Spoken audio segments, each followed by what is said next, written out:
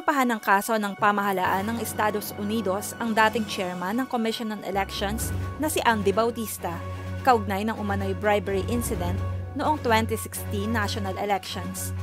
Ayon sa balita ng Rappler, ang kaso ay isinampa ng Department of Homeland Security Investigations sa U.S. District Court sa Southern District of Florida. Kasunod ito ng pagbubunyag ng kanyang ex-wife na si Patricia Bautista ng kanyang tagong yaman na nagkakahalaga ng mahigit sa 1 bilyong piso.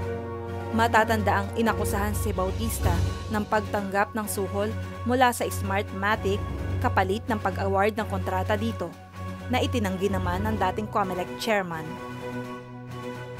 Kinasuhan na po ng United States government si dating COMELEC chairman Andres Bautista at top executives ng walang iba kundi si Smartmatic. Dahil sa panunuhol related to the 2016 presidential elections, general elections, na nahantong sa money laundering at conspiracy. So ang balitang ito ay lumabas sa Rappler and isalin ko po sa wikang Tagalog for everyone to understand. And then komentuhan ko po kung kulang po yung information, idadagdag ko po based on my knowledge. So ito po yung balita, kinasuhan ng United States government ang dating chairman ng COMELEC na si Andres Bautista for money laundering and conspiracy dahil sa pagbulgar ng kanyang asawa na may tagong yaman siya na mahigit 1 bilyong piso or 17.57 million United States dollars. Ang mga transaksyon na to ay may kinalaman sa presidential elections noong 2016. Ang nagsampa po ng kaso, mga kababayan, ay ang Homeland Security Investigations na bahagi po ng Department of Homeland Security ng United States Government. At isinampa po ang kaso kay Bautista at top executives ng Smartmatic sa United States District Court in the Southern District of Florida noong nakaraang September 19. Itong September 19 lang. So, sinampa po itong kaso sa kanya at lumabas po ito sa balita. So, ayon sa complaint, nakatanggap si Bautista ng bribe money or suhol mula sa top executives ng hindi pinangalan ng Paul Technology Company and its subsidiaries. In exchange, kapalit ng assistance sa kanilang bid para makakuha ng multimilyong dolyar na election contracts noong 2016. So, hindi pinangalanan, pero papangalanan ko si Smartmatic yan. Top executives ng Smartmatic. Kung bakit, please hold on. Ayon sa affidavit ng mga investigador, ang top executives ay naglaunder ng pera sa mga US accounts at gumamit ng iba-ibang overseas bank accounts ng kumpanyang nakabase sa Taiwan. Vendor ng Smartmatic. Ito yung tagagawa ng makina para sa Smartmatic. Ginamit pa nila. Hindi lang nakontento si Smartmatic na mag-launder ng pera through US accounts sa kanila, ginamit pa nila yung overseas bank accounts ng Taiwan-based vendor nila. Pangalanan ko yan mamaya kasi hindi pinangalanan sa report. So para mabuo po yung pagkaintindi po ninyo sa lahat, pangalanan ko itong kumpanya na to. To operationalize the bribery scheme. Imagine, mga kababayan, they go the length na gumamit ng kanilang US accounts sa Smartmatic at yung various overseas bank accounts ng kumpanya na nakabase sa Taiwan na tagagawa ng kanilang VCM para ma-operationalize yung bribery scheme na ang end receiver ay si Andres Bautista ayon sa complaint. Ang contract na hinahabol ni Smartmatic dito, mga kababayan, ay nagkakahalaga ng 199 million US dollars lang naman. 199 million US dollars, mahigit 10 bilyong piso yan. So, kasama dyan ang pag-arkila ng 90,000 vote counting machines at serbisyo na may kinalaman sa pag-transmit ng resulta. Wala nang iba. Hindi nga pinangalanan, mga kababayan, sa affidavit kung sino itong top executives ng Paul Technology Company and its subsidiaries. Pero wala nang iba. Kasi si Smartmatic ang nagbigay ng 90,000 vote counting machines and services related to transmission of election results noong 2016 elections. So walang iba. Si Smartmatic yan. Top executives ng Smartmatic. So, nagkaroon ng investigasyon ang Homeland Security Investigations ng Department of Homeland Security ng Amerika dahil nga binulgar ng asawa ni Andres Bautista sa NBI na meron siyang tagong yaman. So, of course, sabi ni Bautista, inosente ako dyan. Well, that is his defense. So, sabi niya, hindi siya humingi ng bribe money from Smartmatic or any other entity, but that is his defense. So, tingnan natin kung how his defense will hold. Ang depensa naman ng Smartmatic, wala namang kinalaman si Andres Bautista rito kasi nung eleksyon, hindi naman siya active doon sa steering committee.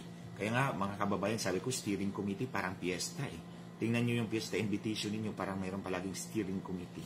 So, parang fiesta sa COMELEC, yung eleksyon. Fiesta, kasi maraming pera. So, at any rate, sabi nila, wala namang participation dyan si Bautista. Ang nagsabi naman ito ay si Commissioner Christian Bot Lim. I don't know if Bot na B-O-T o B-O-U-G-H-T. Oh. So, si Christian Lim, na siyang chairman ng steering committee at that time. So, sabi niya, hindi naman sumali si Bautista dyan. Kami yan. So, siya. Now, tingnan natin mga kababayan kung nasaan ngayon si Bot Lim. Si Commissioner Lim. Spokesperson po siya ng Smartmatic. Dating commissioner ka ng COMELEC, hindi ka pa pwedeng mabuhay sa panananggol dyan sa mga election cases. Bakit mo kailangan magpaka-spokesperson ng Smartmatic? Bakit ikaw pang kinuha ng Smartmatic? Ano bang purpose dyan? Well, the fact speaks for itself, mga kababayan. Kung kinuha ka ng Smartmatic para gawin kang spokesperson, inagamit ka ng Smartmatic dati. At any rate, sinabi niya na hindi sumali si Bautista at that time, pero natandaan ko, nung pumunta dito si Lord Malloch Brown, yung chairman ng Smartmatic, June 2015, palapit na yung eleksyon. May disqualification si Smartmatic at that time. Na-disqualify si Smartmatic actually, 3 beses na-disqualify si Smartmatic. Pero, nung pumunta dito yung chairman ng Smartmatic na si Lord Malloch Brown, nilift ng COMELEC sa pamumuno ni Andres Bautista, kasama si Christian Lim, tinanggal nila yung disqualification ni Smartmatic.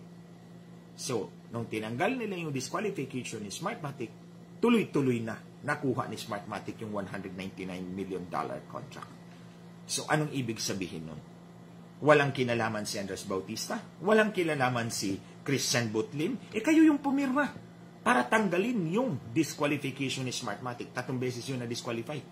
So, sabi ni Smartmatic, marami namang tao dyan ang kasama sa bidding process. So, hindi namin makukontrol yan. Pero look at what happened by June 2015. Itong mga komisyoner na to sa pamumuno ni Andres Bautista at nandun si Christian Lim, tinanggal nila yung disqualification ni Smartmatic. So tuloy-tuloy. Kaya nga, sinabi ko, I honestly believe, despite the fact na ito yung nangyari ngayon, binulgar ko si Lisa Marcos na nakipag-usap kay Smartmatic bago yung eleksyon sa 2022, dinaya si Bongbong Marcos noong 2016 nitong COMELEC at Smartmatic.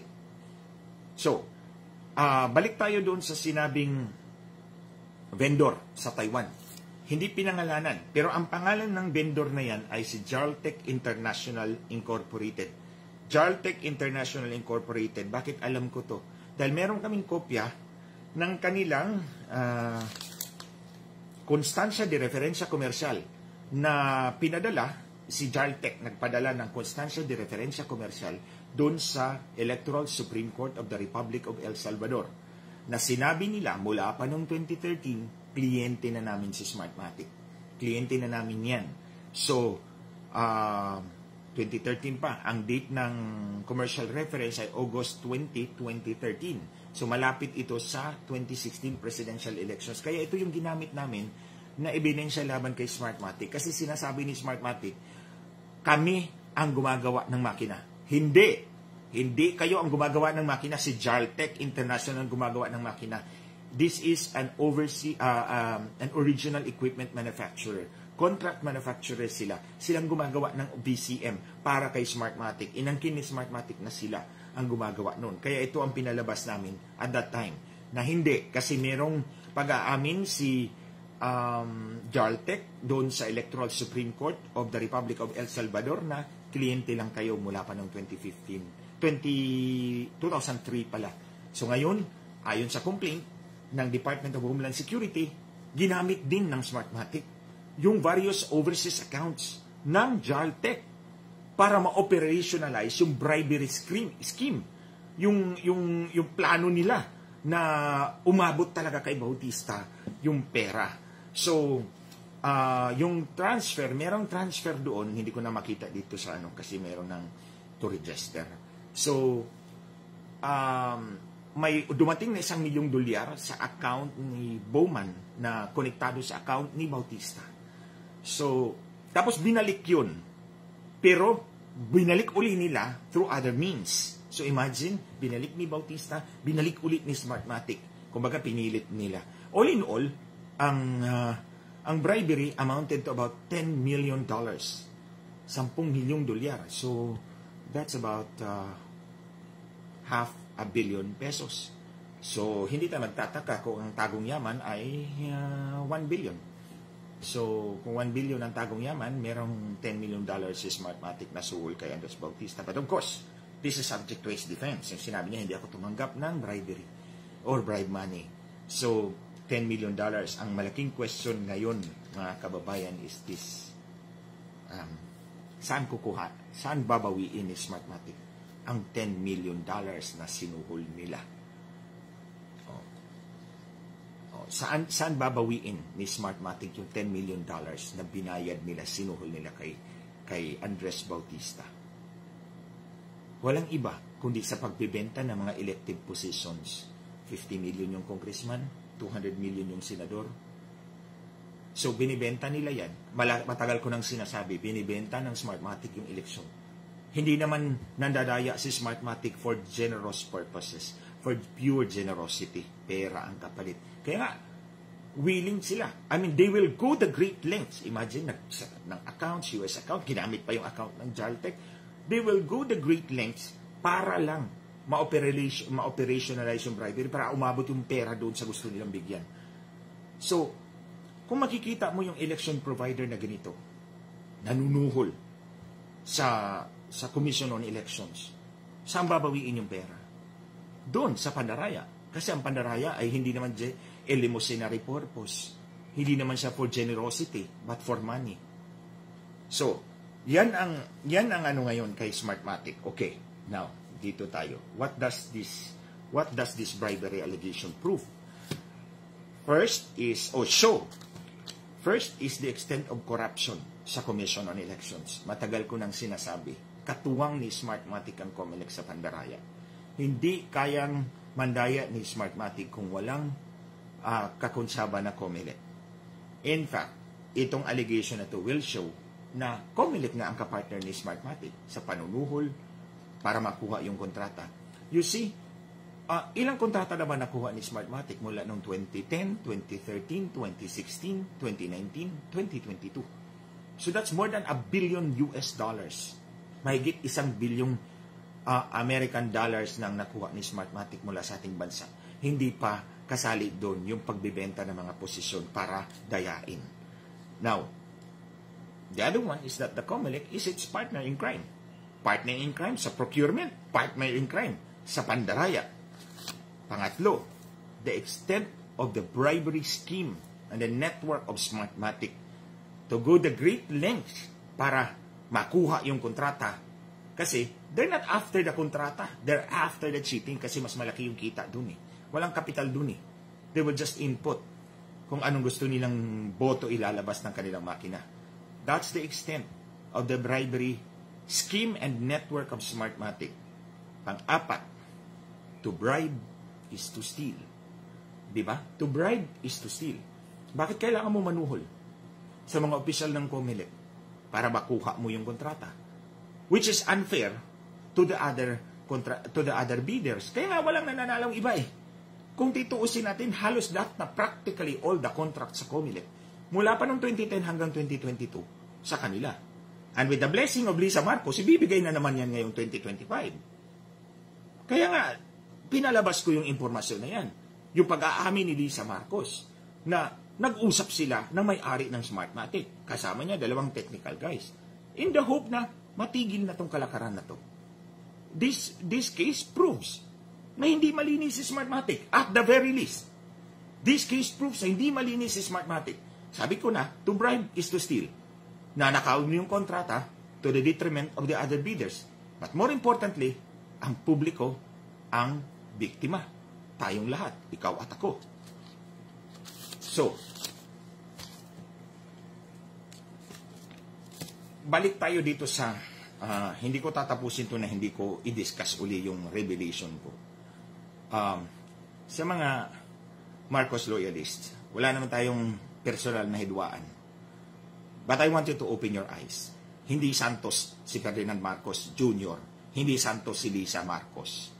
In fact, pang-siyam na araw na ngayon na binulgar natin to. Sumagot ba si Lisa Marcos? Kumbaga, natapos na ang nobena. 9 na araw na nobena. Natapos na. Pero hindi tayo sinagot ni Poong Lisa. What does it mean? Bakit? Mahirap pang sagutin ang paratang ko sa kanila. Ang simpleng sinabi ko, inamin mo, Lisa Marcos, na magmi-meeting ka at ang may-ari ng Smartmatic. And I found out na si Roger Piñate, Alejandro Martinez ito. And then kasama mo 2 technical guys, pero hindi ako pwede. Kasi sobrang galit nila sa akin, which is true. Totoo yun, sobrang galit nila. In fact, nahantong sa kamatayan ni Richard Santillan. Tinorture, pinatay. So totoo yung sinabi niya. Now ngayon, anong mahirap dyan para sagutin o itago na lang ninyo? You cannot hide the truth because the smoke is out there. Where there's smoke, there's fire.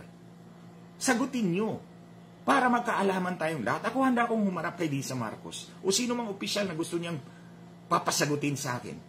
Pero yun nga, inuulit ko, natapos na ang 9 na araw ng nobena. 9 na araw ngayon. Hindi pa sumagot si Poong Lisa. Mga kababayan, simple lang. Pag walang sagot, totoo ang sinasabi ng nagparatang. Kasi, kung may sagot ka at hindi totoo, edi you took the first opportunity to debunk me. Mag-isip tayo. Isipin natin. Lahat naman tayo naniwala din kay Marcos. Ako naniwala din ako sa kanya eh. But then, yung nakita ko, and how they treated me, imagine, kasama ko silang kumakain dinner sa bahay nila for 6 years. Binuhos ko yung tulong ko sa kanila. May nagtanong nga sa akin, ba't hindi ka kumalas nung alam mo nang binenta ka? Because I have a promise to them. I will be there until the end of election day. And I'm not going to renege on that promise. At least to me, on my part, tinupad ko lahat ng pinangako ko sa kanila. Pero anong ginanti nila sa akin? Katraidoran. Kung nagawa nila yan sa akin, paano na lang kaya kayo na hindi nila kilala? Isipin nyo. I'm waiting for Lisa Marcos to answer. Hindi pwedeng magtago kayo. Hindi pwedeng i-ignore ninyo because that's a fact. And it's out there. Legal yung document na pinirmahan ko. Hindi ako nagsisinungaling. And then going back to Smartmatic, eto ngayon. Hindi pwede si Smartmatic na hindi niya makuha yung kontrata sa 2025. Kasi yung kontrata sa 2025 ay mas malaki. Halos $350 million. Mas malaki yung kontrata nito. At pag nakuha nila ito, garantisadong sila pa rin sa 2028. Kasi sasabihin na naman ni COMELEC, nabili na natin, naarkila na natin yung makina eh. Gagamitin ulit natin. Then sa susunod na lang natin papalitan. That's a lame excuse. Kaya this is now or never. Tutulan natin ang Smartmatic. Kasi makikita mo talaga, ang Smartmatic ay isang sindikato. Yung pag-set up ng bank accounts, ng kanilang US accounts, and then gamit pa yung bank account ni Chartec na hindi naman sa kanila. Vendor lang nila, pero ginamit nila para ma-operationalize yung bribery scheme at maaabot yung pera kay Andres Bautista. Anong kalakaran yan? Sino ba gumagawa niyan? Sindikato. So, plain and simple, si Smartmatic ay isang sindikato. pinaglalaruan ang buhay at kinabukasan ng bawat Pilipino. Hindi lang sa kontrata, kundi sa eleksyon mismo. So kung itong gawain ito, hindi ito gawain ng santo, hindi ito gawain ng Diyos, ito gawain ng demonyo. So in short, si Smartmatic ay demonyo. Demonyo in our means that we have to expel by all means. So, finally, kung sino man ang nakikipagkuntsaba sa Smartmatic, ay walang karapatan na magsilbi sa bayan.